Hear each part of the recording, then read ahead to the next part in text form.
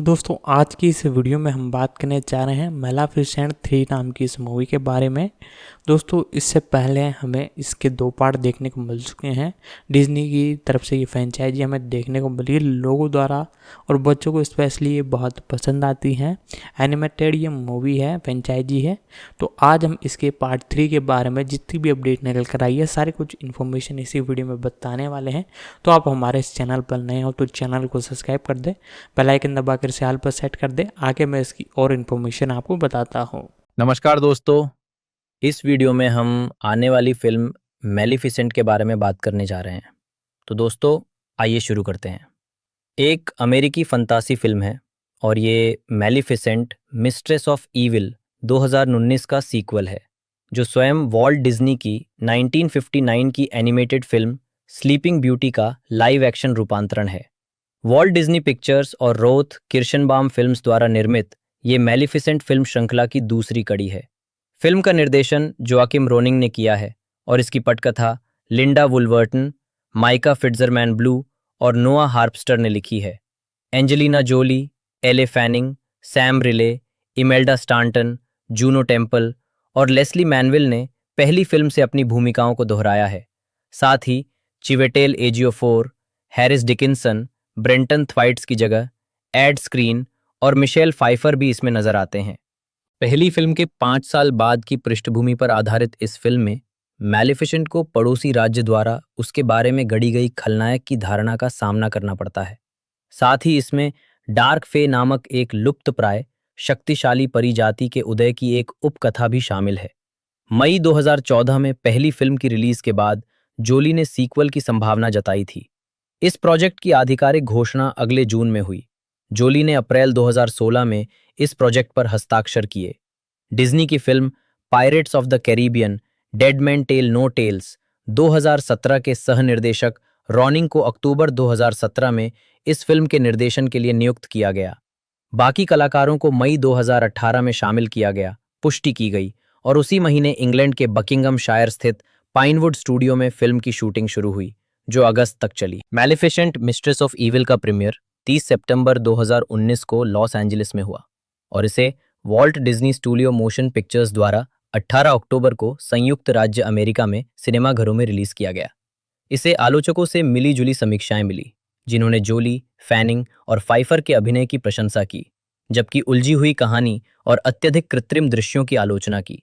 Film ने दुनिया भर में $491 मिलियन की कमाई की। हालांकि कुल बजट, विपणन और वितरण लागत को ध्यान में रखते हुए सिनेमाघरों में लाभ कमाने के लिए इसे लगभग $500 मिलियन कमाने की आवश्यकता थी।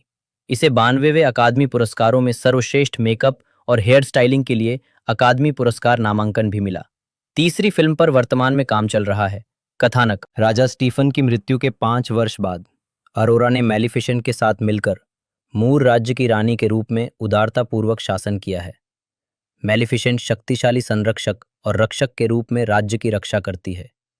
उसकी सेवा के बावजूद पड़ोसी राज्य उल्स्टेड, जहां अरोरा का प्रेमी राजकुमार फिलिप रहता है, अभी भी मैलिफिसेंट को एक खतरनाक खलनायक मानता है।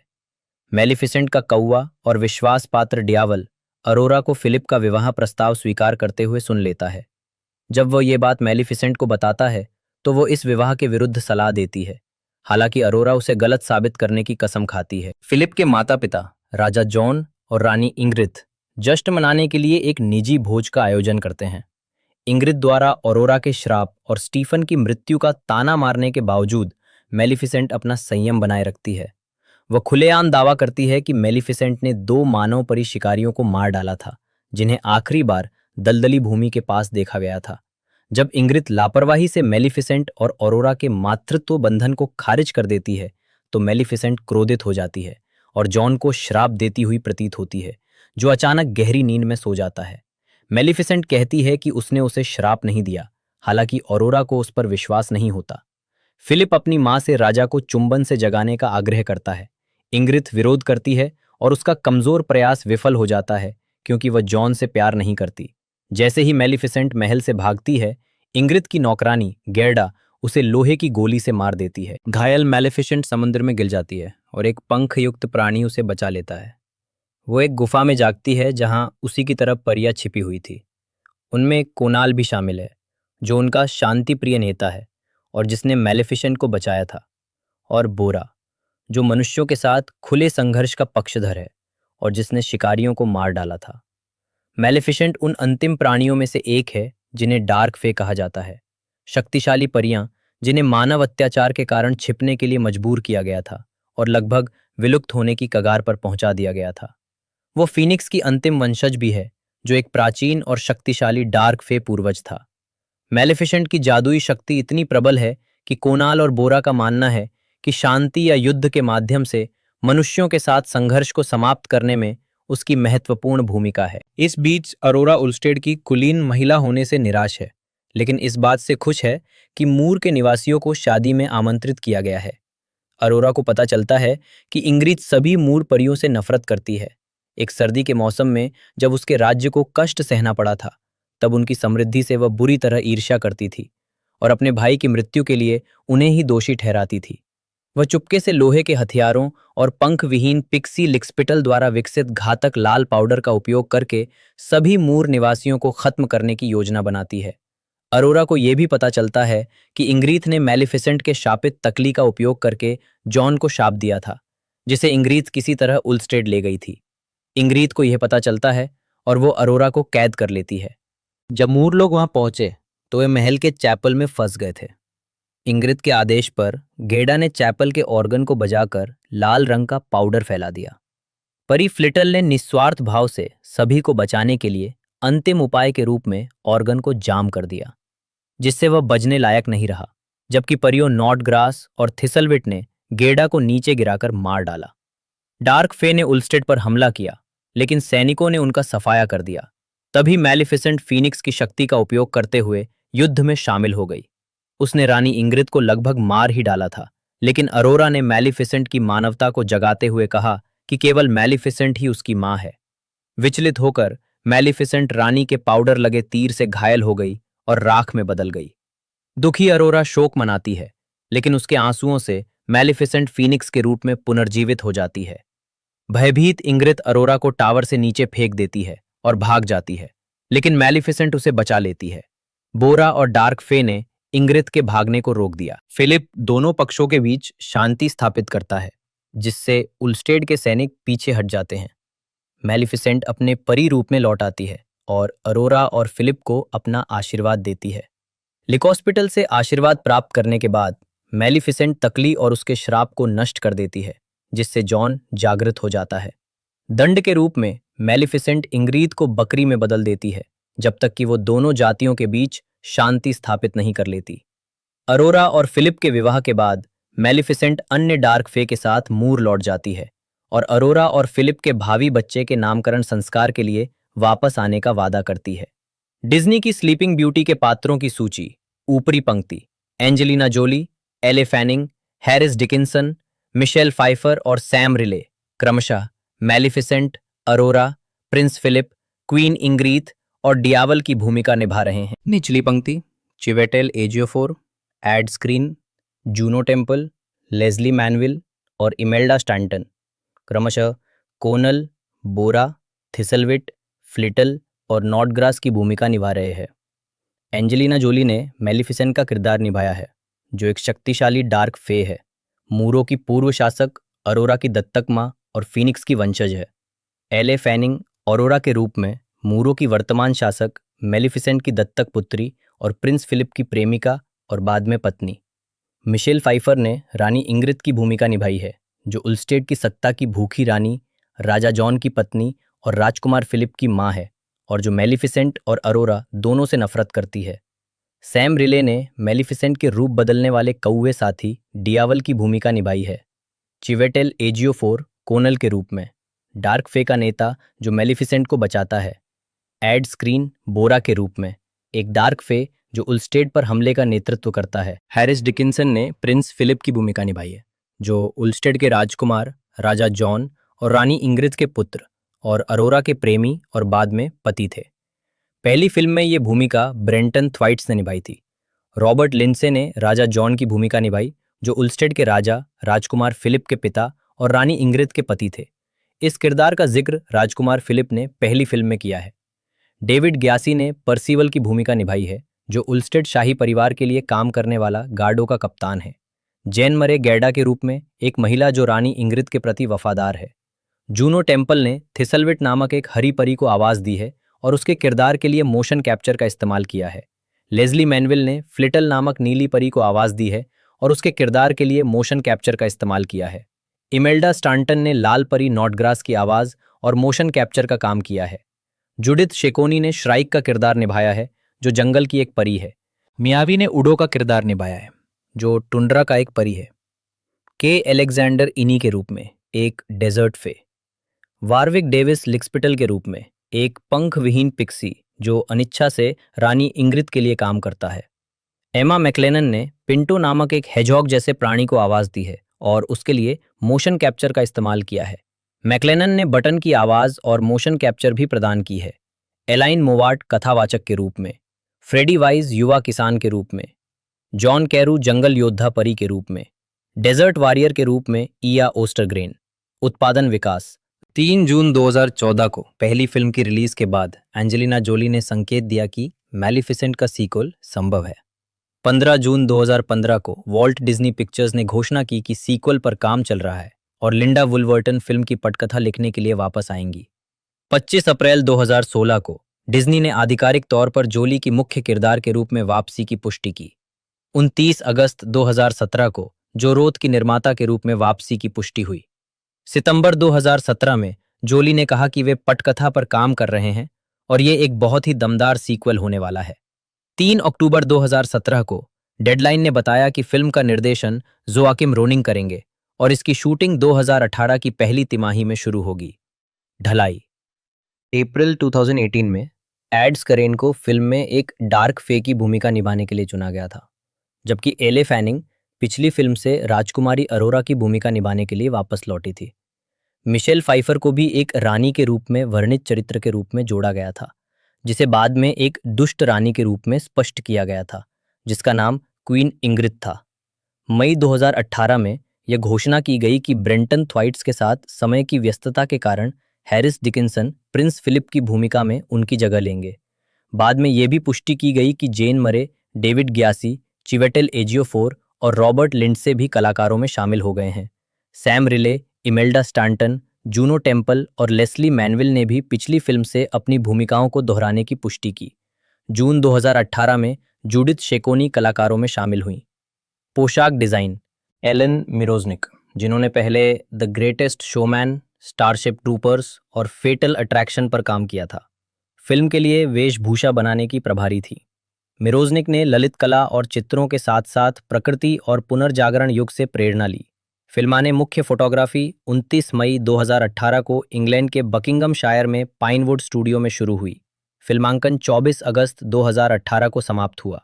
दृश्य प्रभाव द मूविंग पिक्चर कंपनी और मिल फिल्म द्वारा प्रदान किए गए थे, जिसकी देखरेख Jessica Norman, Damien Stumpf, Brian Litson, Ferran Domenech और लॉरेंट गिलेट ने की थी, जबकि गैरी ब्रोजेनिच समग्र पर्यवेक्षक के रूप में कार्यरत थे।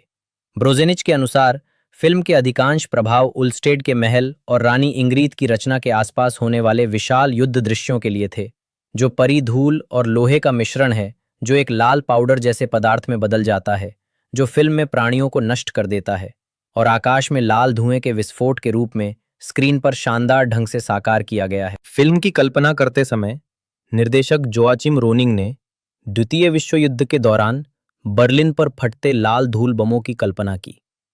मैलिफिसेंट के पंख, जिनके 3 अलग अलग रूप थे, पोस्ट प्रोडक्शन में सीजी प्रभावों से बनाए गए थे, लेकिन नकली उड़ान मुख्य फोटोग्राफी के दौरान पूरी की गई थी।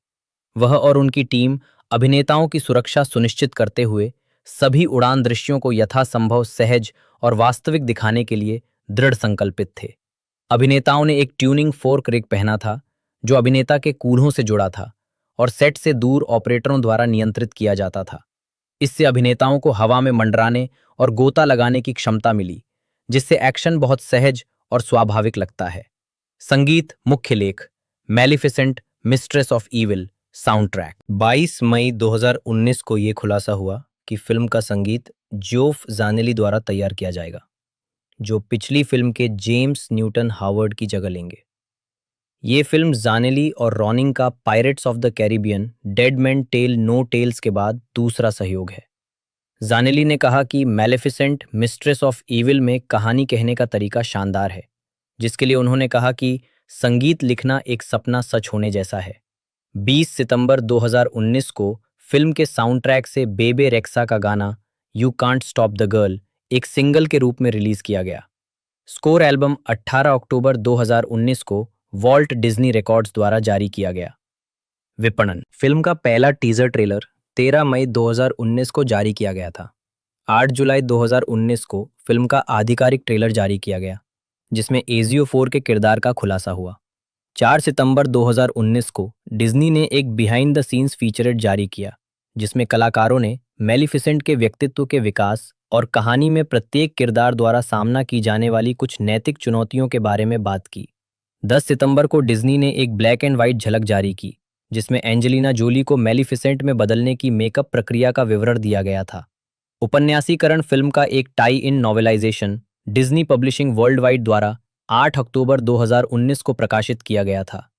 मुक्त करना थिएट्रिकल: मेलिफिसेंट मिस्ट्रेस ऑफ ईविल को Walt Disney studio motion pictures द्वारा 18 अक्टूबर 2019 को सिनेमाघरों में रिलीज किया गया था। फिल्म की पहले घोषित तिथि 29 मई 2020 से आगे बढ़ा दिया गया था। Home media: Maleficent Mistress of Evil को Walt Disney Studio Home Entertainment द्वारा 31 दिसंबर 2019 को डिजिटल एचडी पर रिलीज किया गया। इसके बाद 14 जनवरी 2020 को 4K अल्ट्रा एचडी, ब्लू-रे और डीवीडी रिलीज हुई। मेलिफिसेंट मिस्ट्रेस ऑफ ईविल को 15 मई 2020 को डिज्नी प्लस पर रिलीज किया गया। ये फिल्म 18 जनवरी 2020 को समाप्त हुए सप्ताह के लिए NPD video scan first alert chart और समर्पित ब्लू-रे डिस्क बिक्री चार्ट पर नंबर 1 पर रही। इसकी पहले सप्ताह की बिक्री में ब्लू-रे प्रारूपों का हिस्सा 75% था, जबकि 4K अल्ट्रा एचडी कुल यूनिट बिक्री का 10% था। एनपीडी ग्रुप की वीडियो स्कैन ट्रैकिंग सेवा द्वारा रिपोर्ट की गई संयुक्त डीवीडी और ब्लू-रे यूनिट बिक्री के आधार पर मेलिफिसेंट मिस्ट्रेस ऑफ ईविल 2020 की सबसे अधिक बिकने वाली डिस्क रिलीज में नंबर 9 पर रही। 14 जनवरी 2020 को होम मीडिया रिलीज के बाद फिल्म ने जनवरी 2020 की बिक्री चार्ट में जोकर के पीछे नंबर 2 पर शुरुआत की। यूनाइटेड किंगडम में डीवीडी, ब्लू-रे और 4K यूएचडी रिलीज के बाद फिल्म आधिकारिक फिल्म चार्ट पर नंबर 1 पर रही। इसने अपने पहले सप्ताह में 100,000 से अधिक प्रतियां बेचीं, जोकर को पीछे छोड़ते हुए, जो नंबर 2 पर आ गया। स्वागत box office: Maleficent Mistress of Evil ने संयुक्त राज्य अमेरिका और कनाडा में $113.9 मिलियन और अन्य क्षेत्रों में $377.8 मिलियन की कमाई की है, जिससे इसका विश्वव्यापी कुल कलेक्शन $491.7 मिलियन हो गया है। अनुमान लगाया गया था कि फिल्म को ब्रेक इवन के लिए विश्व स्तर पर 475 मिलियन डॉलर और लाभ कमाने के लिए लगभग $500 मिलियन की कमाई करनी होगी। संयुक्त राज्य अमेरिका और कनाडा में ये फिल्म ज़ॉम्बीलैंड डबल टैप के साथ रिलीज हुई थी और शुरू में अनुमान लगाया गया था कि ये अपने शुरुआती सप्ताहांत में 3,790 सिनेमाघरों से 45-50 मिलियन डॉलर कमाएगी। हालांकि पहले दिन 12.5 मिलियन डॉलर, गुरुवार रात के पूर्वावलोकन से 2.3 मिलियन डॉलर सहित कमाने के बाद अनुमान घटाकर 38 मिलियन डॉलर कर दिया गया। इसने 36.9 मिलियन डॉलर की कमाई के साथ शुरुआत की और बॉक्स ऑफिस पर पहले स्थान पर रही, लेकिन पहली फिल्म की 69.4 मिलियन डॉलर की ओपनिंग से 47% की गिरावट दर्ज की। उम्मीद से कम ओपनिंग का कारण दोनों फिल्मों के बीच 5 साल का अंतराल, मिलीजुली आलोचनात्मक समीक्षाएं और अन्य रिलीज फिल्मों से प्रतिस्पर्धा को बताया गया। अपने दूसरे सप्ताहांत में फिल्म ने 19.4 मिलियन डॉलर कमाए और बॉक्स ऑफिस पर शीर्ष स्थान बरकरार रखा, लेकिन तीसरे सप्ताहांत में 13.1 मिलियन डॉलर के साथ तीसरे स्थान पर आ गई। महत्वपूर्ण प्रतिक्रिया: समीक्षा संकलन वेबसाइट रॉटन टोमेटोज ने बताया कि 261 समीक्षाओं के आधार पर फिल्म को 40% अनुमोदन रेटिंग मिली है, जिसका औसत स्कोर 5.1/10 है। साइट के आलोचकों की आम राय है, हालांकि ये शापित नहीं है, लेकिन मेलिफिसेंट मिस्ट्रेस ऑफ ईविल अपनी प्रभावशाली कास्ट और दृश्यों को पर्याप्त जादुई कहानी के साथ बहुत कम ही समर्थन देती है, जो इसके अस्तित्व को उचित ठहरा सके। मेटाक्रिटिक पर 40 आलोचकों के आधार पर फिल्म का भारित औसत स्कोर 100 में से 43 है, जो मिश्रित या औसत समीक्षाओं को दर्शाता है। सिनेमा स्कोर द्वारा किए गए सर्वेक्षण में दर्शकों ने फिल्म को A+ से F के पैमाने पर औसतन A ग्रेड दिया, जो पहली फिल्म के समान स्कोर है, जबकि पोस्ट ट्रैक पर इसे 5 में से 4.5 स्टार और 59% निश्चित रूप से देखने की सलाह दी गई है। फोर्ब्स फिल्म समीक्षक स्कॉट मेंडलसन ने इसे पीट्स ड्रैगन के बाद से सर्वश्रेष्ठ लाइव एक्शन डिज्नी परी कथा फिल्म कहा, जो 1977 की लाइव एक्शन डिज्नी फिल्म थी जिसे 2016 में रीमेक किया गया था। लॉस एंजलिस टाइम्स के फिल्म समीक्षक जस्टिन चांग ने फिल्म लिंडा वुलवर्टन और a beautiful day in the neighbourhood के सह-लेखक नोआ हार्पस्टर और माइका फिट्जरमैन ब्लू ने लिखा है को पहली फिल्म का मनोरंजक रूप से विक्षिप्त सिलसिला बताया है, जोली के किरदार की गंभीर विचित्रताओं के प्रति समर्पण के कारण है। हालांकि उन्होंने अंततः फीके संवाद, अतिरंजित लड़ाइयाँ और बनावटी CGI जीव फिल्म की खूबियों को कम कर देते हैं। इंडीवायर के एरिक कोहन कहते हैं कि जोली का स्वाभाविक आकर्षण इस प्रभावशाली खलनायिका में इतनी मनमोहक भव्यता जोड़ता है कि वह डिज्नी के नवीनतम भारी भरकम पुनर्निर्माण को भी मात दे देती है, और फिर चुटकी लेते हुए कहते हैं कि केवल दुनिया की सबसे बड़ी फिल्म स्टार ही अपने हर भयानक गुस्से से अपनी ही फिल्म को मात दे सकती है। लिंडा वुलवर्टन एक अमेरिकी पटकथा लेखिका, नाटककार और उपन्यासकार है, जिनके सबसे प्रमुख कार्यों में कई प्रशंसित डिज्नी फिल्मों और स्टेज म्यूजिकल की पटकथाएं और पुस्तकें शामिल है। वह डिज्नी के लिए एक animated feature film beauty and the beast लिखने वाली पहली महिला हैं, जो सर्वश्रेष्ठ फिल्म के लिए अकादमी पुरस्कार के लिए नामांकित होने वाली पहली एनिमेटेड फिल्म भी है। उन्होंने द लायन किंग की पटकथा का सह-लेखन भी किया, मुलान के लिए अतिरिक्त कहानी सामग्री प्रदान की और अपनी ही ब्यूटी एंड द बीस्ट पटकथा को फिल्म के ब्रॉडवे रूपांतरण की पुस्तक में रूपांतरित किया, जिसके लिए उन्हें टोनी पुरस्कार नामांकन मिला और उन्होंने ओलिवियर पुरस्कार जीता। उनके हालिया कार्यों में एलिस इन वंडरलैंड और मैलिफिसेंट की पटकथाएं शामिल है, जो दोनों ही बॉक्स ऑफिस पर बड़ी सफल रहीं।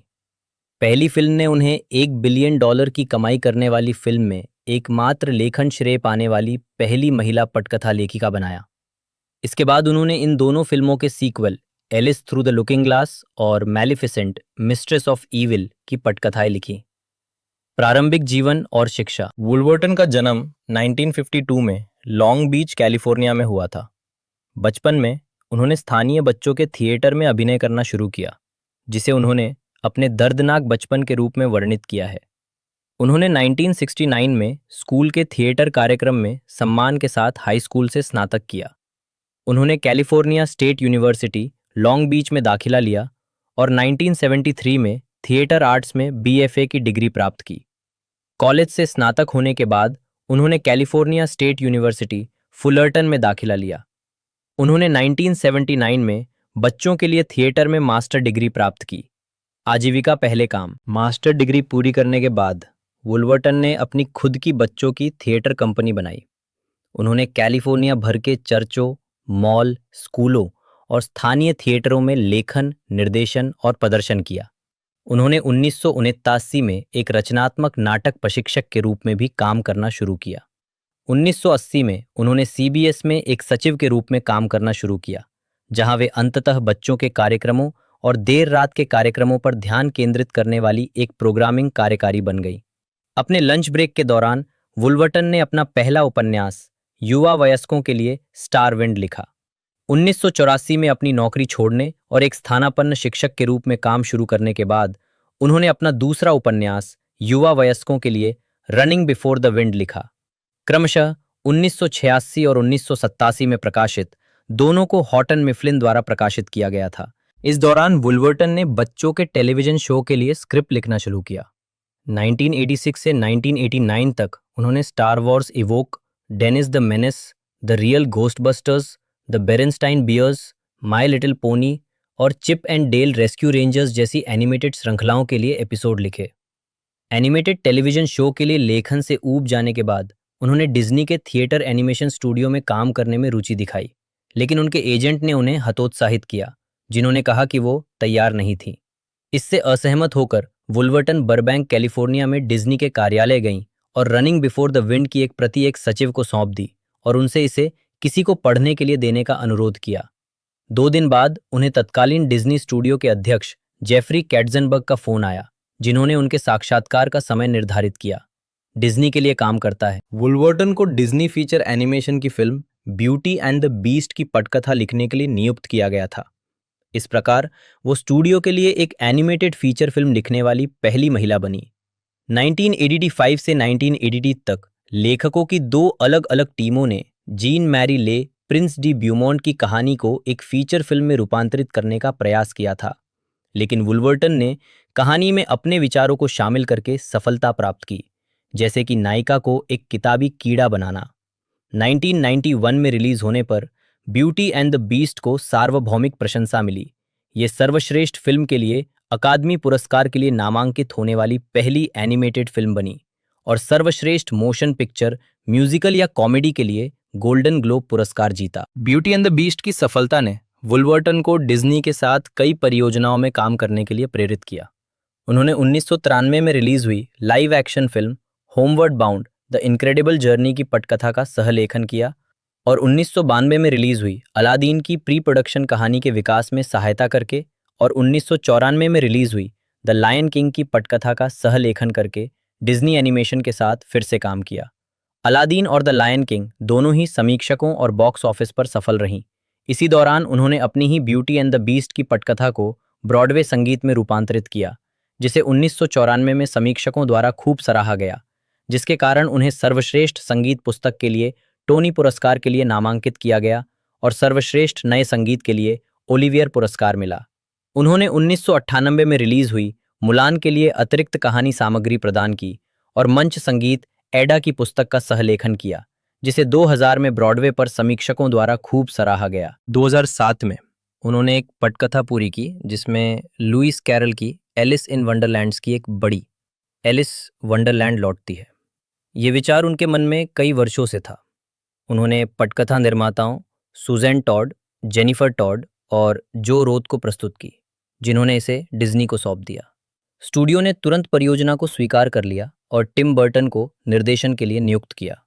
2010 में रिलीज हुई एलिस इन वंडरलैंड ने विश्वव्यापी बॉक्स ऑफिस पर $1 बिलियन से अधिक की कमाई की, जिससे वुल्वर्टन $1 बिलियन की कमाई करने वाली फिल्म में एकमात्र लेखन श्रेय पाने वाली पहली महिला पटकथा लेखिका बन गई। वॉल्ट डिज्नी प्रोडक्शंस द्वारा निर्मित और बुएना विस्टा फिल्म डिस्ट्रीब्यूशन द्वारा रिलीज की गई एक अमेरिकी एनिमेटेड संगीतमय फंतासी फिल्म है। चार्ल्स पेरोल्ट की 1697 की परी कथा पर आधारित ये फिल्म राजकुमारी अरोरा की कहानी बताती है, जिसे दुष्ट परी मैलिफिसेंट ने श्राप दिया था कि 16वें जन्मदिन पर चरखे की सुई से उंगली चुभने के कारण उसकी मृत्यु हो जाएगी।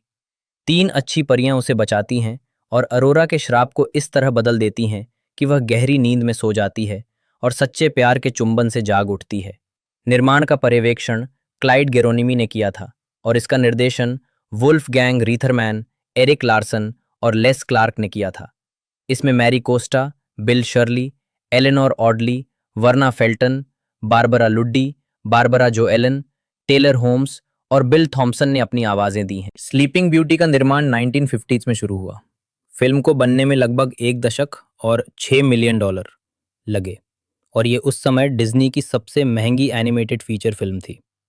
इसकी टेपेस्ट्री जैसी कला शैली को एविंड अर्ल ने तैयार किया था, जो पुनर्जागरण पूर्व यूरोपीय कला से प्रेरित थे। इसका संगीत और गीत जॉर्ज व्रंस द्वारा रचित प्योत्र चाइकोवस्की के 1889 के बैले पर आधारित थे। Sleeping Beauty Super Technirama 70 wide screen प्रक्रिया का उपयोग करने वाली पहली एनिमेटेड फिल्म थी और लेडी एंड द ट्रैम्प के बाद एनामॉर्फिक वाइड स्क्रीन में फिल्माई गई दूसरी पूर्ण लंबाई वाली एनिमेटेड फीचर फिल्म थी। ये फिल्म 29 जनवरी 1959 को सिनेमाघरों में रिलीज हुई और आलोचकों से मिलीजुली समीक्षाएं मिली। आलोचकों ने इसकी कला, निर्देशन और संगीत की प्रशंसा की, लेकिन कथानक और पात्रों की आलोचना की। शुरुआती रिलीज में यह फिल्म बॉक्स ऑफिस पर बुरी तरह फ्लॉप रही। इसने केवल $5.3 मिलियन 2025 में $58,535,949 के बराबर की कमाई की और वितरक को $900,000 2025 में $9,940,068 के बराबर का नुकसान हुआ। एनिमेशन स्टूडियो के कई कर्मचारियों को नौकरी से निकाल दिया गया। स्लीपिंग ब्यूटी की दोबारा रिलीज सफल रही है और ये डिज्नी की सबसे कलात्मक रूप से प्रशंसित फिल्मों में से एक बन गई है।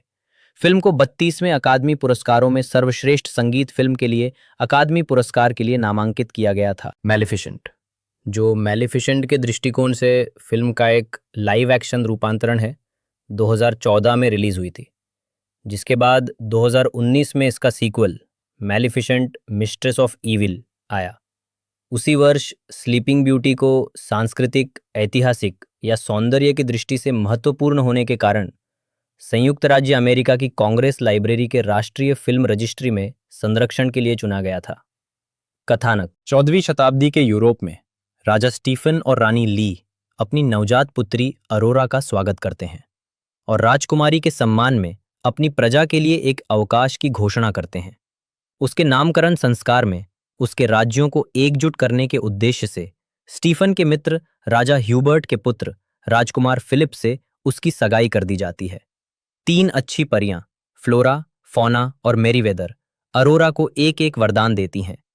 फ्लोरा और फौना द्वारा उसे सुंदरता और गीत देने के बाद दुष्ट परी मैलिफिसेंट प्रकट होती है, जिसे आमंत्रित न किए जाने पर गुस्सा आता है। वह अरोरा पर एक अभिशाप डालती है।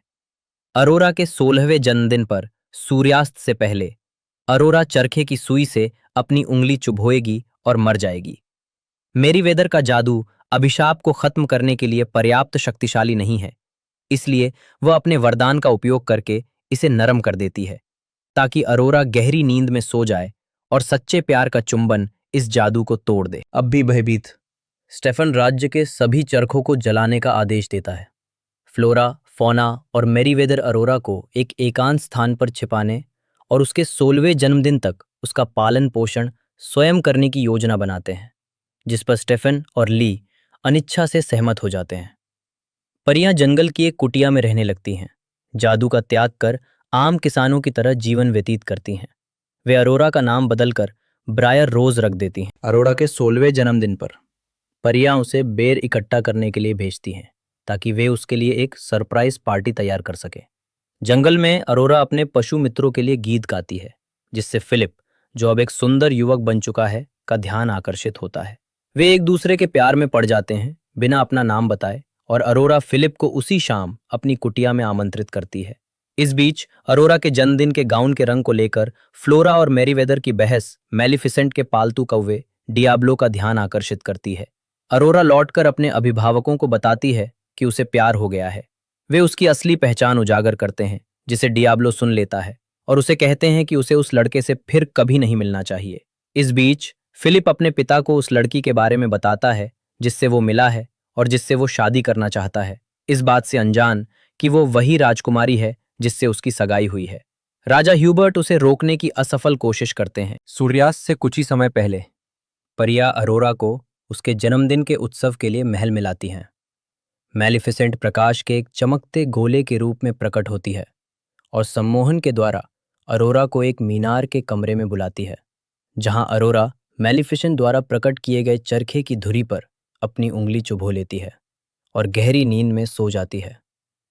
परियां सोई हुई अरोरा को सबसे ऊंची मीनार में रख देती हैं और अरोरा के जागने तक पूरे राज्य को सुला देती हैं। इसी दौरान फ्लोरा ह्यूबर्ट और स्टीफन के बीच बातचीत सुन लेती है और समझ जाती है कि फिलिप वही लड़का है जिससे अरोरा मिली थी। परियां तुरंत कुटिया की ओर दौड़ती हैं, लेकिन उन्हें पता चलता है कि फिलिप का अपहरण मैलिफिसेंट ने कर लिया है। अपने क्षेत्र निषिद्ध पर्वत पर मैलिफिसेंट फिलिप के सामने अरोरा की पहचान उजागर करती है। वह उसे तब तक कैद रखने की योजना बनाती है जब तक वह बूढ़ा होकर मृत्यु के कगार पर न पहुंच जाए, और फिर उसे अरोरा से मिलवाने के लिए छोड़ देती है, जो एक दिन भी बूढ़ी नहीं हुई होगी। परियां फिलिप को बचाती हैं और उसे सत्य की जादुई तलवार और सद्गुण की ढाल प्रदान करती हैं। मैलिफिसेंट स्टीफन के महल को कांटों के जंगल से घेर लेती है, लेकिन फिलिप उसे तोड़कर बाहर निकल आता है। क्रोधित होकर वह एक विशाल आग उगलने वाले अजगर में बदल जाती है और फिलिप पर हावी हो जाती है। परियां फिलिप की तलवार पर जादू कर देती हैं, जिसे वह सीधे मैलिफिसेंट के हृदय में फेंक देता है, जिससे उसकी मृत्यु हो जाती है। फिलिप को अरोरा मिल जाती है और वह उसे चुंबन से जगा देता है, जिससे राज्य के बाकी लोग भी नींद से जाग जाते हैं। दोनों नृत्य कक्ष में उतरते हैं, जहां अरोरा अपने माता पिता से मिलती है और फिलिप के साथ खुशी से नृत्य करती है, जबकि परियां प्रसन्नता से उन्हें देखती रहती हैं। आवाज कलाकार। मुख्य लेख: डिज्नी की स्लीपिंग ब्यूटी के पात्रों की सूची। मैरी कोस्टा राजकुमारी अरोरा के रूप में, जिन्हें ब्रायर रोज और स्लीपिंग ब्यूटी के नाम से भी जाना जाता है। राजा स्टीफन और रानी ली की एक मासूम और रोमांटिक बेटी, जिसे मैलिफिसेंट द्वारा शाप दिया गया है। बिल शर्ली ने राजकुमार फिलिप की भूमिका निभाई है, जो अरोरा का साहसी और उत्साही सच्चा प्यार है, जिससे उसकी सगाई हुई थी, और जो राजा ह्यूबर्ट का बेटा है। वो कभी कभी अपने घोड़े सैमसन के साथ होता है। एलेनोर ऑडली ने मैलिफिसेंट की भूमिका निभाई है, जो एक शक्तिशाली दुष्ट परी और स्वघोषित सभी बुराई की स्वामिनी है, जिसने अरोरा पर अभिशाप डाला है और राजा स्टीफन के राज्य में सभी दुर्भाग्य के लिए जिम्मेदार है। वर्ना फेल्टन फ्लोरा के रूप में 3 अच्छी परियों की दबंग और जिम्मेदार स्वघोषित नेता। उसका सिग्नेचर रंग लाल है।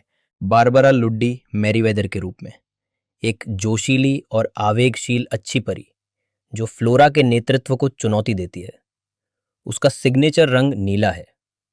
बारबरा जोएलॉन फोना के रूप में एक प्यारी और स्नेही अच्छी परी, जो फ्लोरा और मैरीवेदर के बीच शांति दूत है। उसका सिग्नेचर रंग हरा है। टेलर होम्स राजा स्टीफन के रूप में अरोरा के शांत और गरिमामय पिता। बिल थॉम्सन राजा ह्यूबर्ट के रूप में फिलिप के हसमुख और आडंबरपूर्ण पिता। कैंडी कैंडिडो, पिंटो कोलविंग और बॉब एम्सबेरी ने मेलिफिसेंट के अनाड़ी लेकिन वफादार गुंडों गूनों को आवाज दी। कैंडिडो ने मेलिफिसेंट के पालतू कौवे डियाब्लो को भी आवाज दी। डेलस मैकेनन ने औरोरा के पशु मित्रों में से एक उल्लू को आवाज दी, जबकि पर्व पुलेन ने अन्य वन पशुओं की आवाजें प्रदान की। मार्विन मिलर फिल्म के कथावाचक थे। उत्पादन कहानी का विकास। वॉल्ट डिज्नी ने सबसे पहले 1938 में चार्ल्स पेरॉल्ट की 1675 की परी कथा स्लीपिंग ब्यूटी का एनिमेटेड संस्करण बनाने पर विचार किया था। प्रारंभिक कलाकृति जो ग्रांट द्वारा प्रस्तुत की गई थी, लेकिन परियोजना आगे नहीं बढ़ी। सिंड्रेला के पूर्वावलोकन के लिए दर्शकों की सकारात्मक प्रतिक्रिया के बाद डिज्नी ने 19 जनवरी 1950 को motion picture association of America के साथ स्लीपिंग ब्यूटी को एक नियोजित निर्माण शीर्षक के रूप में पंजीकृत किया। उसी वर्ष नवंबर तक लॉस एंजेलिस टाइम्स ने आधिकारिक तौर पर फिल्म के विकास की पुष्टि की। डिज्नी ने स्लीपिंग ब्यूटी को अपने स्टूडियो की एनिमेशन में उपलब्धियों के शिखर के रूप में देखा और इसे प्राप्त करने के लिए आवश्यक सभी संसाधनों को जुटाने के लिए तैयार थे।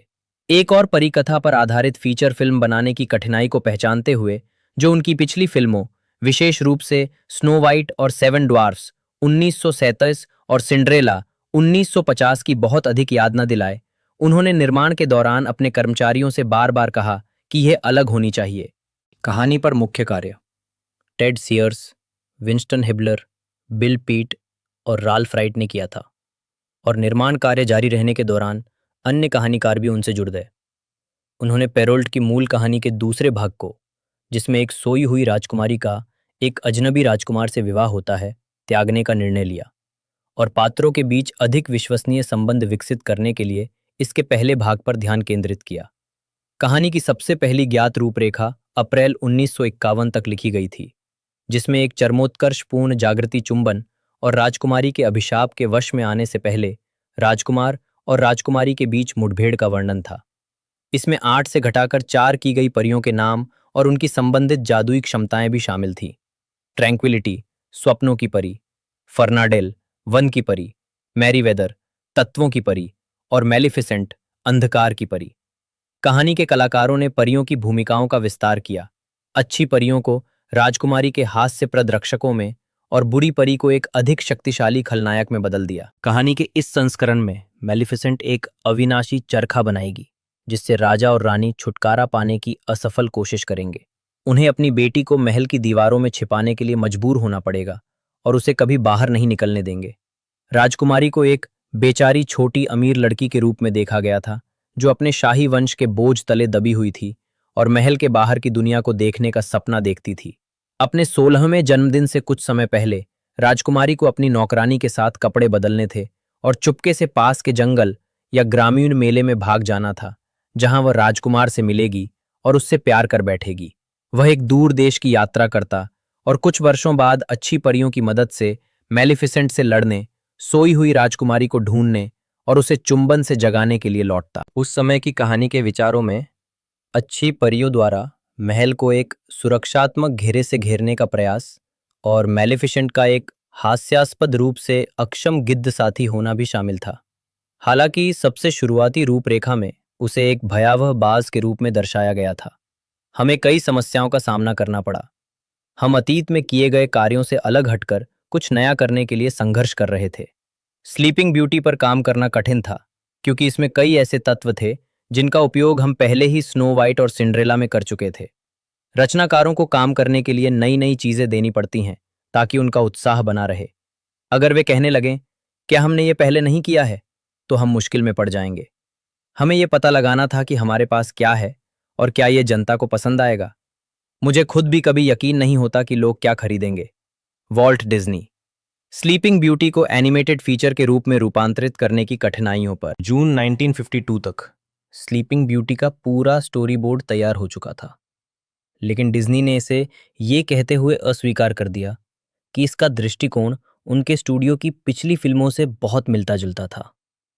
कहानीकारों ने मूल संस्करण को त्याग दिया और शुरू से काम करना शुरू किया, जिसमें उन्होंने पहले के सुझावों से कई विचारों को बनाए रखने का निर्णय लिया, जैसे कि अभिशाप पूरा होने से पहले राजकुमार का राजकुमारी से परिचय और कम नींद। कहानी टीम ने शुरू में एक ऐसा दृश्य विकसित किया जिसमें पात्र खजाने की खोज के दौरान मिलते हैं, लेकिन बाद में इसे छोड़ दिया क्योंकि उन्हें लगा कि ये मुख्य कहानी से बहुत दूर जा रहा है। इसके बजाय ये लिखा गया कि राजकुमार और राजकुमारी जंगल में संयोग से मिलेंगे, जिसे 1951 की रूपरेखा में शामिल किया गया था। अधिक गंभीर कहानी कहने के प्रयास में डिज्नी ने 3 अच्छी परियों से जुड़े कई मजाकिया दृश्यों को हटाने का फैसला किया, जो उन्हें डोनाल्ड डक शॉट्स के लिए अधिक उपयुक्त लगे। एक में परिया, फ्लोरा, फौना और मेरीवेदर रख दिया गया था। राजकुमारी के लिए जन्मदिन का केक बनाने की कोशिश करती हैं और गलती से अवन को उड़ा देती हैं। अच्छी परियों को मूल रूप से उनके नामों द्वारा इंगित क्षेत्रों पर शासन करने के लिए बनाया गया था। फ्लोरा फूलों और पौधों की प्रभारी होंगी, फौना जानवरों और पक्षियों की देखरेख करेंगी और मेरीवेदर जलवायु को नियंत्रित करेंगी। डिज्नी ने इस विचार को भी त्याग दिया, ये महसूस करते हुए कि ये मुख्य कहानी को आगे नहीं बढ़ाता है। निर्माण में आने वाली कठिनाइयों में से एक स्टूडियो की तीसरी राजकुमारी, जिसका नाम अरोरा रखा गया था, को स्नो वाइट और सिंड्रेला से अलग करना था। कहानी के कलाकारों ने एक विचार प्रस्तुत किया कि परियां उसे जंगल की एक कुटिया में पाल रही हैं, जहां अरोरा अपनी पृष्ठभूमि या अपने सामने आने वाले खतरे से अनजान है। दर्शकों को अधिक आकर्षित करने के लिए उसे एक नया, अधिक आधुनिक व्यक्तित्व भी दिया गया।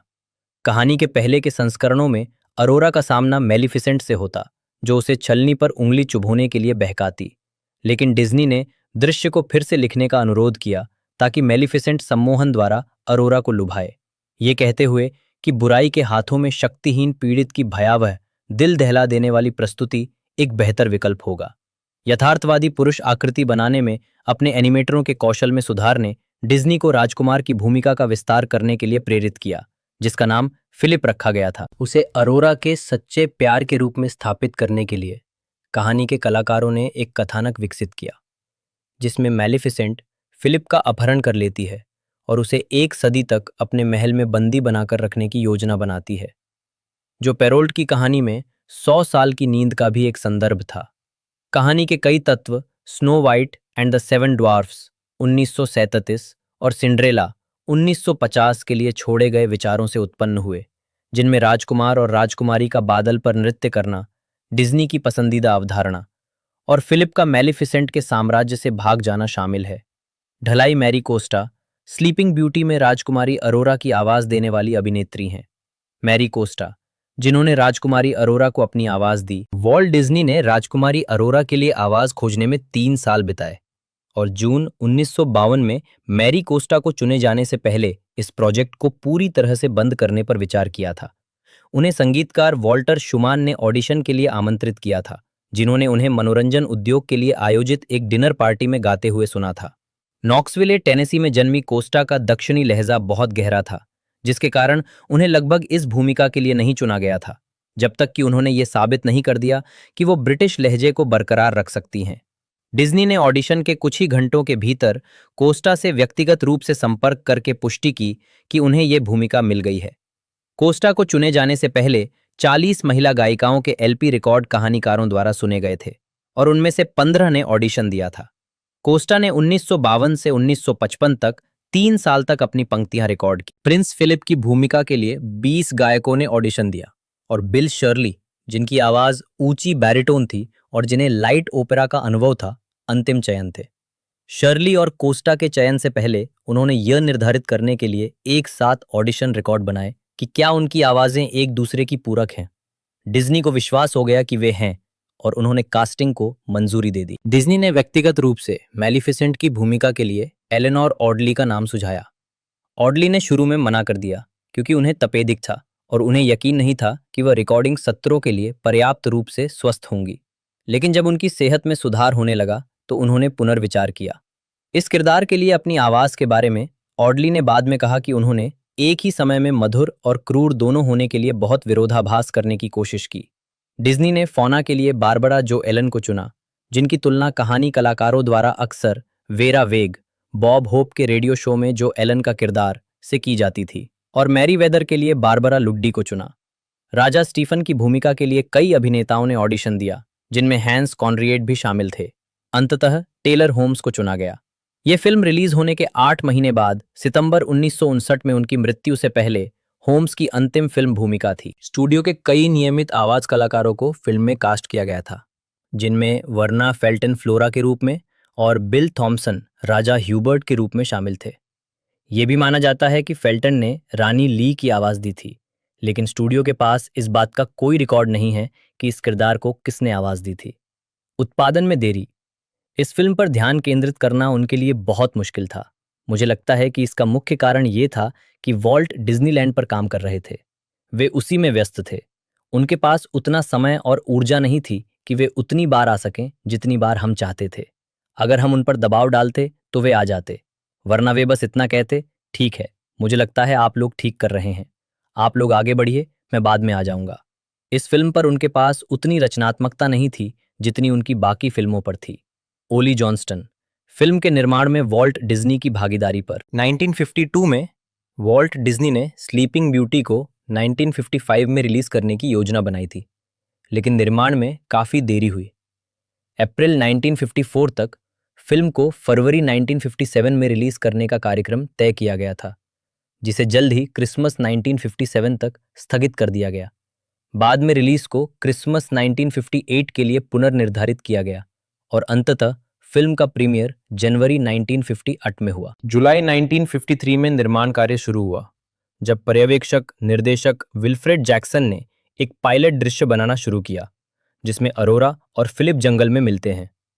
जैक्सन ने संवाद रिकॉर्ड किए, एक स्टोरी रील तैयार की और प्रारंभिक एनिमेशन शुरू करने वाले थे, लेकिन डिज्नी मूल दृश्य से असंतुष्ट था और जैक्सन, टेड सीयर्स और 2 अन्य स्टोरी आर्टिस्ट के साथ को अगले कुछ महीनों में इसे बड़े पैमाने पर फिर से लिखना पड़ा, जिसके बाद डिज्नी ने संशोधित संस्करण को मंजूरी दी।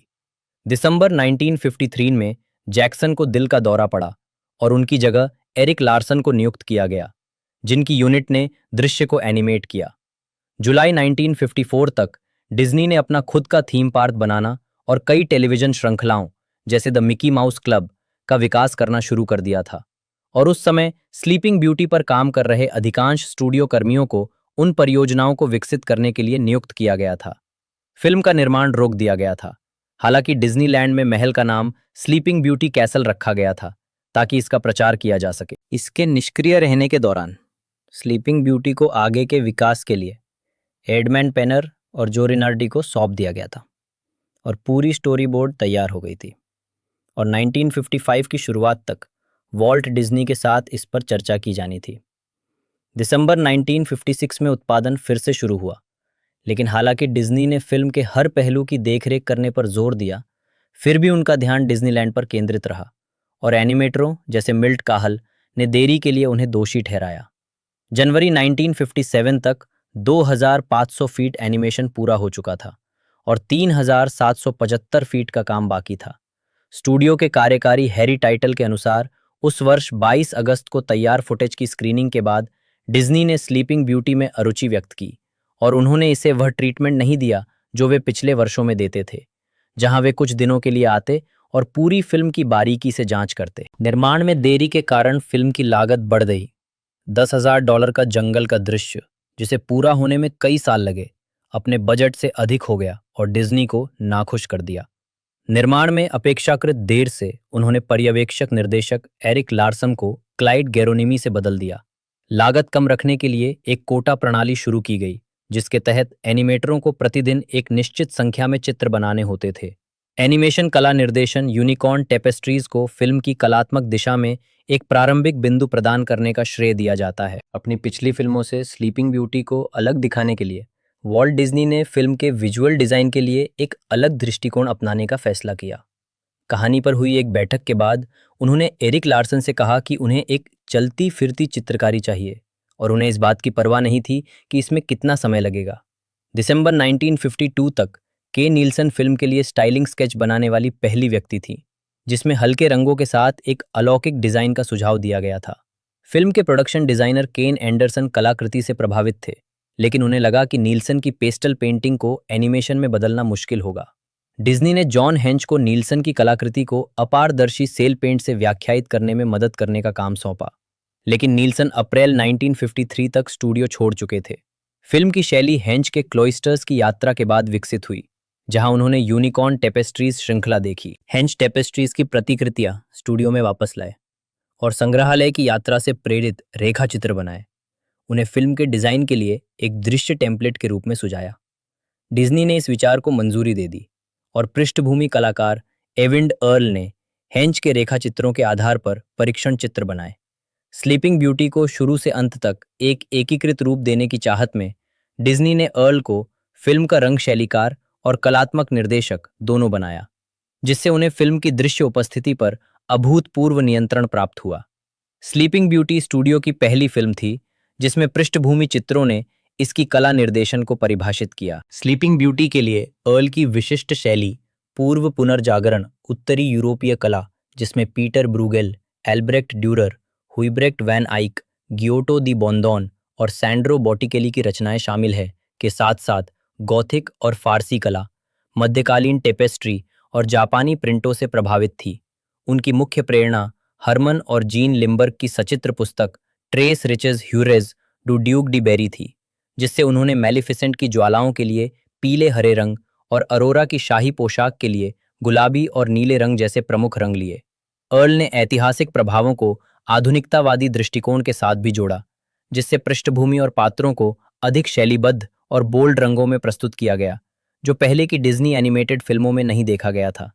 फिल्म पर काम करने के अपने 5 वर्षों में अर्ल ने लगभग 300 दृश्य विकास चित्र, सैकड़ों थंबनेल दृश्य रेखा चित्र और दर्जनों प्रमुख पृष्ठभूमि चित्र बनाए, जिनमें से कुछ 15 फीट लंबे थे। फिल्म में 800 से अधिक अन्य पृष्ठभूमि Frank Armitage, Thelma Witmer, Al Dempster, Walt Peregoy, Bill Layne, Ralph Hulett, Dick Anthony, Phil Mottola, Richard H Thomas और एंथनी रिजो द्वारा बनाई गई थी, जिन्होंने अर्ल के पर्यवेक्षण में काम किया और फिल्म के डिजाइन में निरंतरता बनाए रखने के लिए उनकी शैली का अनुसरण किया। लेआउट आर्टिस्ट और एनिमेटर अर्ल की पेंटिंग से प्रभावित थे, लेकिन अपरिचित शैली में काम करने से वे निराश हो गए और उन्हें चिंता थी कि आधुनिकतावादी सौंदर्य शास्त्र परिकथा पर आधारित फिल्म के लिए उपयुक्त नहीं है। एनिमेटरों को पात्रों को, जिन्हें अर्ल के डिजाइन से मेल खाने के लिए शैलीबद्ध किया जाना था, उनकी विस्तृत पृष्ठभूमि पेंटिंग्स के बीच उभारने में कठिनाई हुई। उन्होंने ये भी शिकायत की कि अर्ल के डिजाइन और रंग शैली ने पात्रों के एनिमेशन में बाधा डाली। एक समय फ्रैंक थॉमस और मिल्ट काहल ने विद्रोह किया और शिकायत करने के लिए डिज्नी के कार्यालय गए, लेकिन डिज्नी ने कहा कि एनिमेटर हमेशा प्रेरणादायक कलाकृति जैसे मैरी ब्लेयर की शैली को आत्मसात करते थे और दृश्य डिजाइन पर जोर दिया। अर्ल के डिजाइन ने वॉल्ट डिज्नी को स्लीपिंग ब्यूटी को सुपर टेक्नीरामा 70 में फिल्माने के लिए प्रेरित किया, जो इस प्रारूप में बनी पहली एनिमेटेड फिल्म थी। इस निर्णय ने एनिमेटरों और लेआउट कलाकारों के लिए अतिरिक्त कठिनाइयां खड़ी कर दी, जिन्हें कागज की बहुत बड़ी शीटों के साथ काम करना पड़ता था और फ्रेम को भरने के लिए दोगुनी कलाकृति बनानी पड़ती थी। स्लीपिंग ब्यूटी स्टूडियो द्वारा 101 डेल्मेटियंस 1961 के साथ जेरोक्स प्रक्रिया में बदलने से पहले हाथ से स्याही से बनाई गई आखिरी डिज्नी एनिमेटेड फीचर फिल्म थी। अंतिम युद्ध दृश्य में कांटों के जंगल को एनिमेट करने के लिए स्लीपिंग ब्यूटी में आंशिक रूप से जेरोक्स का उपयोग किया गया था। लेस्ली एन मैनविल एक ब्रिटिश अभिनेत्री है। मंच और स्क्रीन पर अपने प्रदर्शन के लिए जानी जाने वाली उन्हें विभिन्न पुरस्कार मिले हैं, जिनमें 2 लॉरेंस ओलिवियर पुरस्कार और 1 अकादमी पुरस्कार, 2 ब्रिटिश अकादमी फिल्म पुरस्कार, 5 ब्रिटिश अकादमी टेलीविजन पुरस्कार, 1 गोल्डन ग्लोब पुरस्कार और 1 प्राइम टाइम एमी पुरस्कार के लिए नामांकन शामिल है। उन्होंने माइक ली की 8 फिल्मों में अभिनय किया है, जिनमें Grown Ups 1980, High Hopes 1988, Secrets and Lies 1996, Topsy Turvy 1999, All or Nothing 2002, Vera Drake 2004, Another Year 2010 और मिस्टर टर्नर 2014 शामिल है। पॉल थॉमस एंडरसन की romantic drama film Phantom Thread 2017 में अपनी भूमिका के लिए उन्हें अकादमी पुरस्कार और ब्रिटिश अकादमी फिल्म पुरस्कार के लिए नामांकित किया गया था। उन्होंने dance with a stranger 1985, high season 1987, Maleficent 2014, Maleficent mistress of evil 2019, Mrs Harris goes to Paris 2022 और क्वीर 2024 जैसी फिल्मों में भी काम किया है। टेलीविजन पे उन्होंने एमरडेल फार्म और क्रैनफोर्ड 2007 में अभिनय किया। रिवर, मम, शेरवुड और द क्राउन में अपनी भूमिकाओं के लिए उन्हें 5 ब्रिटिश अकादमी टेलीविजन पुरस्कार नामांकन प्राप्त हुए। नेटफ्लिक्स की ऐतिहासिक ड्रामा श्रृंखला द क्राउन में princess Margaret, countess of Snowden के किरदार के लिए उन्हें प्राइम टाइम एमी पुरस्कार नामांकन मिला। 4 बार लॉरेंस ओलिवियर पुरस्कार के लिए नामांकित, उन्होंने घोस्ट्स और ओडिपस के लिए 2 बार सर्वश्रेष्ठ अभिनेत्री का लॉरेंस ओलिवियर पुरस्कार जीता है। प्रारंभिक जीवन और शिक्षा। मैनविल का जन्म ब्राइटन, ईस्ट ससेक्स में हुआ था। उनकी मां नॉर्मा, जिन्हें जीन के नाम से जाना जाता था, एक पूर्व बैले डांसर और पिता रॉन मैनविल एक टैक्सी ड्राइवर थे। उनका पालन पोषण पास के होव में हुआ। वे 3 बेटियों में सबसे छोटी थी। 8 साल की उम्र से सोप्रानो गायिका के रूप में प्रशिक्षण लेते हुए वे 2 बार अंडर 18 ससेक्स चैंपियन रहीं। उन्होंने किशोरावस्था में ही अभिनय शुरू कर दिया था और किंग सिंडर जैसी टेलीविजन श्रृंखलाओं में दिखाई दी। 15 साल की उम्र में उन्हें Italia Conti Academy of Theatre Arts में दाखिला मिल गया। आजीविका। शिक्षिका अर्लीन फिलिप्स के नए डांस ट्रूप हॉट गॉसिप में शामिल होने के निमंत्रण को ठुकराने के बाद उन्हें इटालिया कॉन्टी की शिक्षिका जूलिया कैरी द्वारा इम्प्रोवाइजेशन सिखाया गया। उन्होंने 1972 में जॉन श्लेसिंगर द्वारा निर्देशित West End musical I and Albert में अपना पेशेवर मंच पदार्पण किया। उन्होंने ITV soap opera Emmerdale farm 1975-76 में एक भूमिका प्राप्त करके अपने पहले फ्लैट का भुगतान किया, जिसमें वह 80 एपिसोड में दिखाई दी। मैनविल ने एक विशिष्ट थिएटर अभिनेत्री के रूप में अपना करियर बनाया। 1978 से वह रॉयल शेक्सपियर कंपनी के वेयरहाउस और रॉयल कोर्ट थिएटर में नए नाटकों में दिखाई दी। उनकी मुलाकात माइक ली से 1979 में हुई, जब वह आरएससी अभिनेताओं की तलाश में थे जो सुधार कर सकते थे। 1980 के दशक में रॉयल कोर्ट के लिए उनके कार्यों में एंड्रिया डनबर की रीटा, सू और बॉब 2 1981, कैरल चर्चिल की टॉप गर्ल्स 1982 और सीरियस मनी 1987 शामिल है। उन्होंने 1983 में अमेरिका में of Broadway production top girls में भी अभिनय किया। आरएससी के लिए उन्होंने एज यू लाइक इट 1985 और लेस लाइसेंस डेंजरस 1985-86 में अभिनय किया। उन्होंने 1985 में माइक न्यूवेल द्वारा निर्देशित film dance with a stranger से अपने फिल्मी करियर की शुरुआत की। यह फिल्म ब्रिटेन में फांसी पर चढ़ाई जाने वाली आखिरी महिला रूथ एलिस की कहानी बताती है। उन्होंने स्टीफन फ्रीयर्स द्वारा निर्देशित फिल्म सैमी एंड रोजी गेट लेड 1987 और हाई सीजन 1987 में भी अभिनय किया। मंच पर वापसी करते हुए उन्होंने 1989 में सैम मेंडेस द्वारा निर्देशित एल्डविच थिएटर में द चेरी ऑर्चर्ड और 1990 में रॉयल कोर्ट में 3 सिस्टर्स में मुख्य भूमिका निभाई। 1994 में मैनविल ने बीबीसी सिटकॉम एंट मिसबिहेवियन की पहली श्रृंखला में अभिनय किया। 2000 की mini series other people's children और 2002 की टीवी फिल्म बॉडीली हार्म में अपने काम के लिए उन्हें रॉयल टेलीविजन सोसाइटी अवार्ड्स में सर्वश्रेष्ठ महिला अभिनेत्री के लिए नामांकन प्राप्त हुआ। उनके व्यापक टेलीविजन क्रेडिट में holding on 1997, real woman 1998-99, the Cazalets 2001, north and south 2004 और क्रैनफोर्ड 2007 जैसे नाटकों में प्रमुख भूमिकाएं शामिल हैं। उन्होंने अगाथा क्रिस्टी के पॉयरोट के 2006 के feature length episode cards on the table में भी अभिनय किया। 2005 से मैनविल ने नेशनल थिएटर के कई नाटकों में अभिनय किया है, जिनमें his dark materials 2005, the alchemist 2006 और हर नेकेड स्किन 2008 शामिल हैं।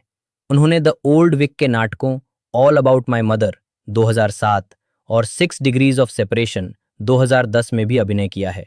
2009 में उन्होंने चैनल 4 के नाटक द क्वीन में मार्गरेट थैचर की भूमिका निभाई। मैनविल ने अपने करियर के दौरान कई माइक ली फिल्मों में अभिनय किया है, जिनमें high Hopes 1988, Secrets and Lies 1996, Topsy Turvy 1999, vera Drake 2004 और मिस्टर टर्नर 2014 शामिल है। उनकी सबसे उल्लेखनीय माइक ली फिल्में 2002 में ऑल और नथिंग और 2010 में अनदर ईयर है। इन दोनों फिल्मों के लिए उन्हें London film critics circle award में British actress of the year का पुरस्कार मिला। फिल्म फॉर अनदर ईयर के लिए उन्होंने सर्वश्रेष्ठ अभिनेत्री का राष्ट्रीय समीक्षा पुरस्कार भी जीता और उन्हें सर्वश्रेष्ठ सहायक अभिनेत्री के लिए ब्रिटिश इंडिपेंडेंट फिल्म पुरस्कार और सर्वश्रेष्ठ अभिनेत्री के लिए यूरोपीय फिल्म पुरस्कार के साथ साथ शिकागो फिल्म क्रिटिक्स पुरस्कार के लिए भी नामांकित किया गया था। उन्होंने San Diego film critics society से सर्वश्रेष्ठ सहायक अभिनेत्री का पुरस्कार जीता।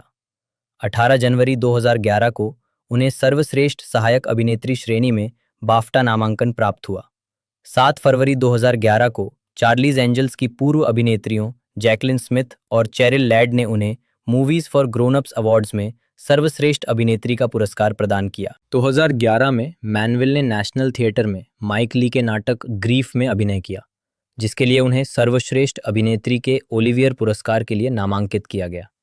इब्सन के नाटक घोस्ट्स के 2013 के पुनरुद्धार में हेलन एल्विंग की भूमिका के लिए उन्होंने सर्वश्रेष्ठ अभिनेत्री का 2014 का ओलिवियर पुरस्कार और सर्वश्रेष्ठ अभिनेत्री का क्रिटिक्स सर्कल थिएटर पुरस्कार जीता।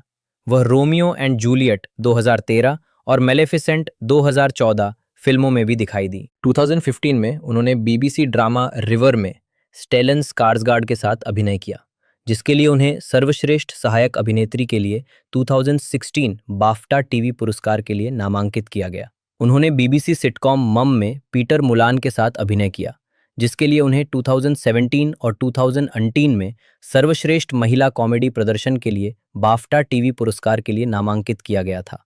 2017 में मैनविल ने बीबीसी श्रृंखला हार्लॉट्स में लीडिया क्विगली की भूमिका निभाई, जो न्यायपालिका, कुलीन वर्ग और जॉर्जियाई समाज के उच्च वर्गों के ग्राहकों के साथ एक आलीशान वेश्यालय की निर्दयी मालकिन थी। पॉल थॉमस एंडरसन की 2017 की पीरियड फिल्म फैंटम थ्रेड में मैनविल ने सिरिल वुडकॉक की भूमिका निभाई, जो डैनियल डे लुइस द्वारा अभिनीत दर्जी रेनॉल्ड्स वुडकॉक की बहन थी। इस भूमिका के लिए उन्हें सर्वश्रेष्ठ सहायक अभिनेत्री के लिए अकादमी पुरस्कार और बाफ्टा के लिए नामांकित किया गया था। 2020 में उन्होंने डायने लेन और केविन कॉस्टनर के साथ नव पश्चिमी थ्रिलर लेट हिम गो में एक ऑफ द ग्रिड परिवार की खलनायक और डरावनी मुखिया की भूमिका निभाई। उसी वर्ष उन्हें द क्राउन के अंतिम 2 सीजन के लिए स्नोडन की काउंटेस राजकुमारी मार्गरेट के रूप में चुना गया था। नाटक और दान के क्षेत्र में सेवाओं के लिए 2021 के 9 वर्ष सम्मान में मैनविल को commander of the order of the British Empire CBE नियुक्त किया गया। 2002 में मैनविल ने एंथनी हॉरोविट्ज की murder mystery series Magpie murders में Daniel Mays, Alexandros Logothetis, Jude Hill और क्लेयर रशब्रुक के साथ अभिनय किया। मैनविल ने Mrs Harris goes to Paris में मुख्य किरदार भी निभाया। इस फिल्म में अपने प्रदर्शन के लिए उन्हें मोशन पिक्चर, कॉमेडी या म्यूजिकल में सर्वश्रेष्ठ अभिनेत्री के लिए गोल्डन ग्लोब पुरस्कार के लिए नामांकित किया गया था। जनवरी 2023 में यह घोषणा की गई कि मैनविल को एमी वाइनहाउस की जीवनी पर आधारित फिल्म बैक टू ब्लैक 2024 की कास्ट में शामिल किया गया है और वह वाइनहाउस की दादी सिंथिया वाइनहाउस की भूमिका निभाएंगी। 2024 में उन्होंने रॉबर्ट ईके द्वारा निर्देशित विंदम थिएटर में ओडिपस में जोकास्टा की भूमिका निभाई। अपने प्रदर्शन के लिए उन्होंने सर्वश्रेष्ठ अभिनेत्री का लॉरेंस ओलिवियर पुरस्कार जीता। मैनविल ने ब्रॉडवे थिएटर में अपनी शुरुआत तब की जब यह प्रस्तुति अक्टूबर 2025 में स्टूडियो 54 में स्थानांतरित हुई। इस भूमिका में उन्हें विरोधाभास का प्रतीक बताया गया है, जो एक साथ गहराई से महसूस करती हैं और भावनाओं को दबाती हैं, जबकि दर्शकों में एक तनावपूर्ण नाटकीय मौन पैदा करती हैं। निजी जीवन।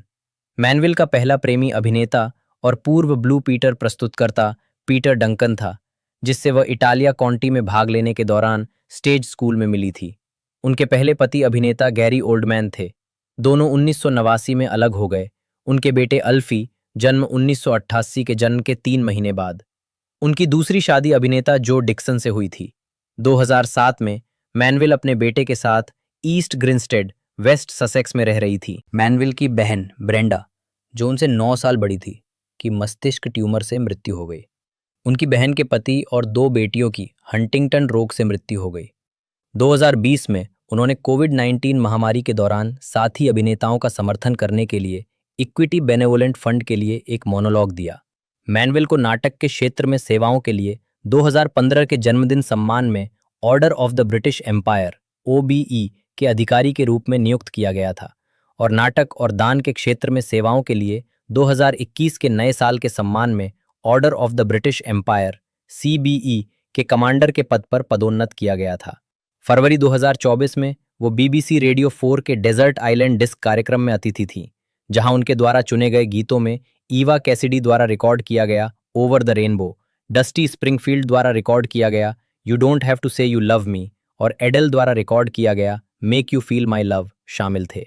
अभिनय श्रेय चाबी उन रचनाओं को दर्शाता है जो अभी तक रिलीज नहीं हुई हैं। पतली परत, वर्ष, शीर्षक, भूमिका नोट्स, 1985। किसी अजनबी के साथ नाचो, मैरियन। क्रिसमस के समय दिया जाने वाला उपहार, जूडी टॉल, 1987। सैमी और रोजी ने शारीरिक संबंध बनाए, मार्गी व्यस्त, अवधि तराना, 1988। बड़ी उम्मीदें, लेटिटिया बूथ ब्रेन, 1996। रहस्य और झूठ, जेनी फोर्ड, सामाजिक कार्यकर्ता, 1997। दोहरी गेंदें, जोआना लघु फिल्म, 1999। दूध, फियोना गपला, लूसी गिलबर्ट, खिलौना लड़के। श्रीमती एलन, लघु फिल्म, 2002। सभी या कुछ भी नहीं पैसे, 2004। Vera Drake, Shrimati Wells, 2005। Robert Carmichael का महान परमानंद, सारा कारमाइकल, 2007।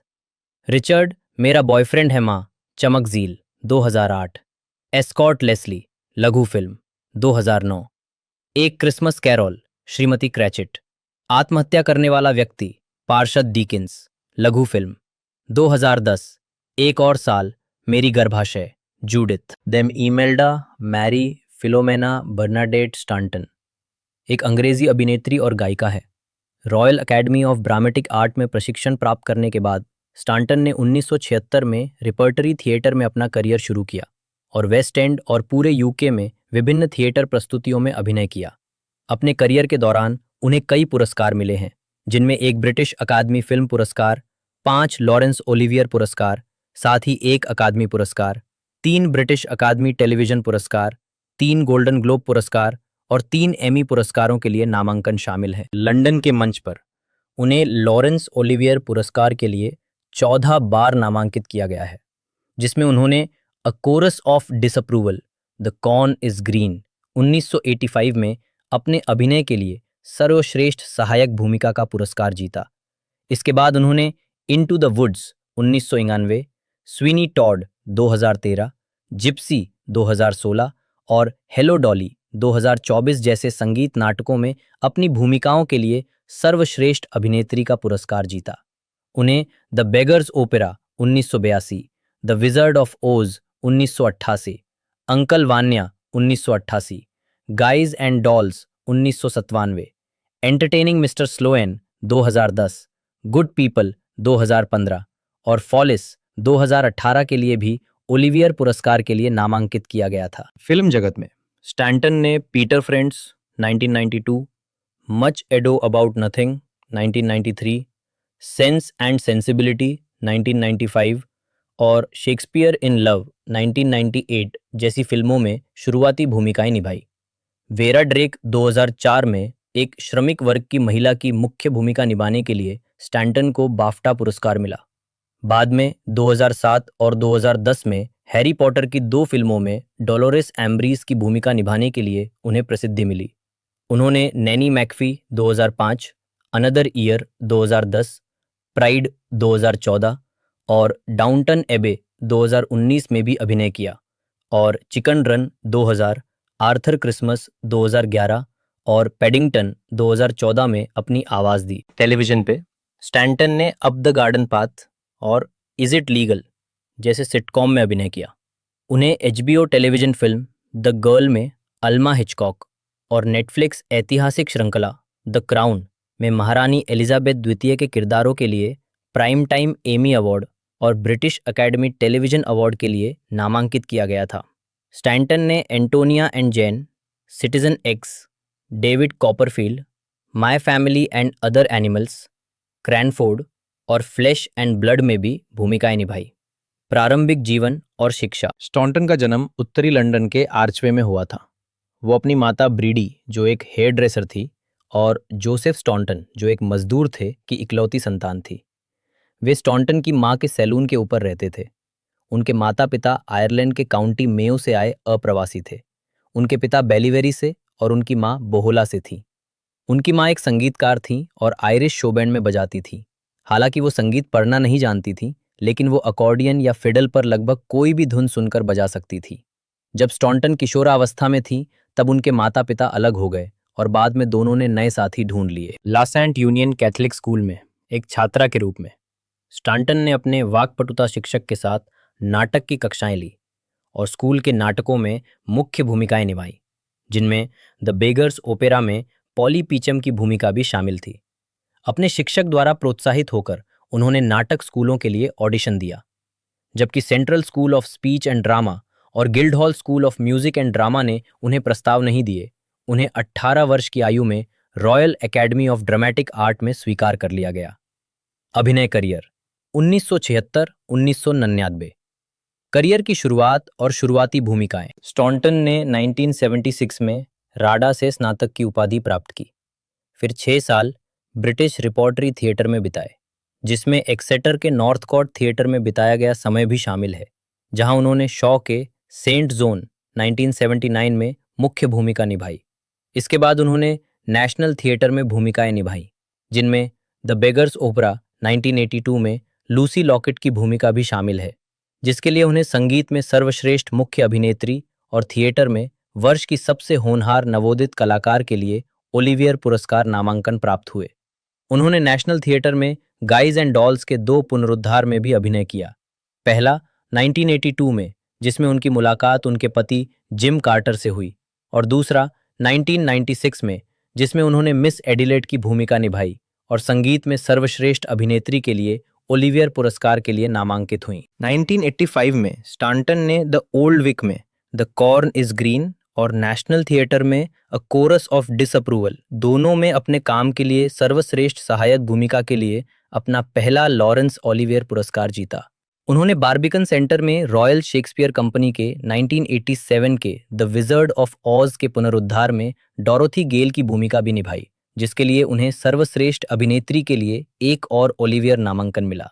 स्टॉन्टन ने इनटू द वुड्स 1990 के मूल लंदन प्रोडक्शन में बेकर की पत्नी की भूमिका निभाने के लिए सर्वश्रेष्ठ अभिनेत्री के लिए अपना पहला लॉरेंस ओलिवियर पुरस्कार जीता। स्टॉन्टन ने बड़े पर्दे पर पहली बार 1986 में आई फिल्म कॉमरेड्स में अभिनय किया।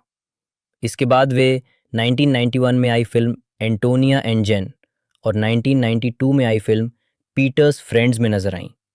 उनकी अन्य फिल्मों में much ado about nothing 1993, deadly advice 1993, sense and sensibility 1995 और ट्वेल्थ नाइट 1996 शामिल हैं। 1993 में वे रिचर्ड ब्रियर्स और एड्रियन एडमंडसन के साथ if you see God tell him नामक टीवी शो में दिखाई दी। स्टॉन्टन ने 1995 में आई एचबीओ की फिल्म सिटीजन एक्स में जासूस बुराकोव की पत्नी का किरदार भी निभाया, जिसमें रूसी सीरियल किलर आंद्रेई चिकातिलो की खोज और गिरफ्तारी की कहानी दिखाई गई थी। उन्होंने द सिंगिंग डिटेक्टिव 1986, मिडसोमर मर्डर्स और सिटकॉम इज इट लीगल 1995-98, साथ ही अ बिट ऑफ फ्राई और लॉरी जैसे टीवी शो में भी काम किया है। वह मोल्स क्रिसमस 1994 में एक वॉइस आर्टिस्ट थीं।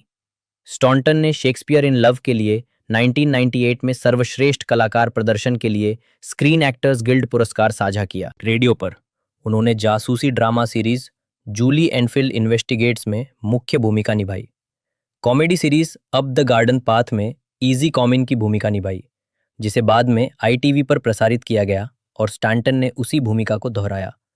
Diary of a provincial lady 1999 से, एलिफेंट्स टू कैच ईल्स के पहले सीजन में करेजियस केट और एक्रोपोलिस नाव के दूसरे सीजन में ज़ैंथिप्पे की भूमिका निभाई।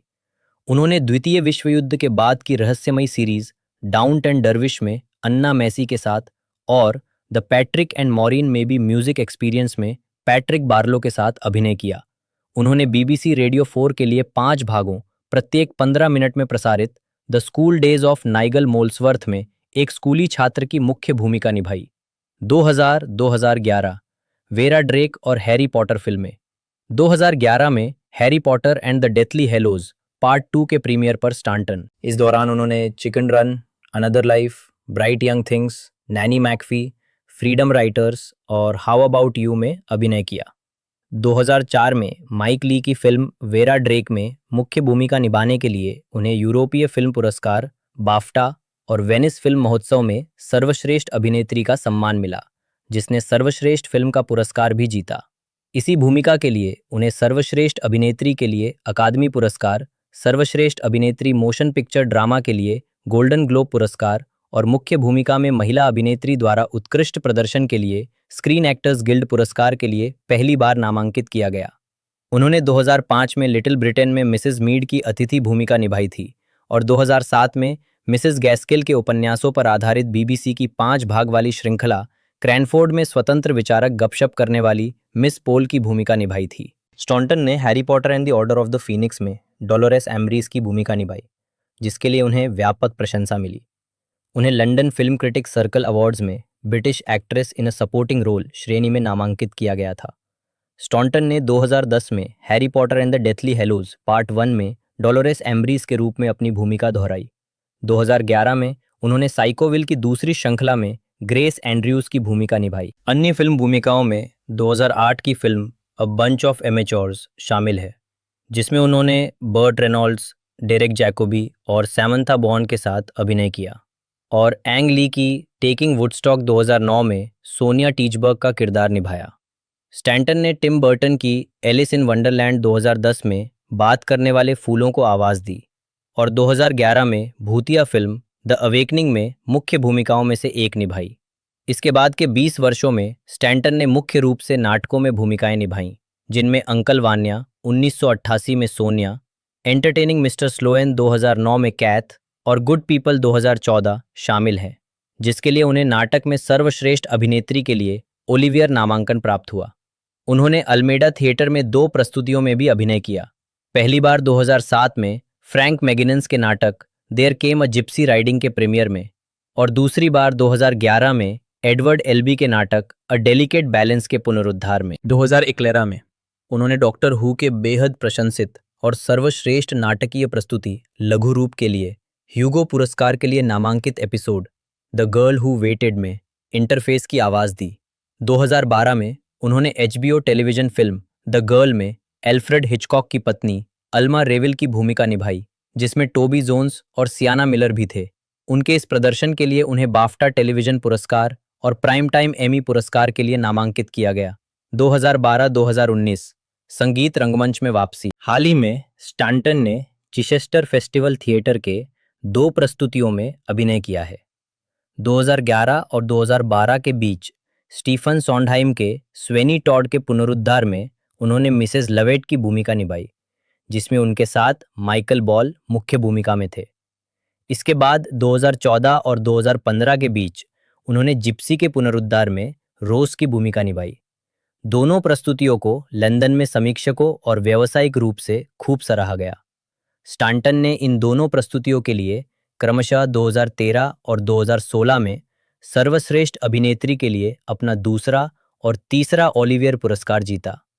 2012 में उन्होंने Aardman film the pirates band of misfits में क्वीन विक्टोरिया को आवाज़ दी, जहां उन्होंने मुख्य खलनायक की भूमिका निभाई। 2014 में उन्होंने मेलिफिसेंट और ब्रिटिश कॉमेडी ड्रामा प्राइड में सह अभिनय किया।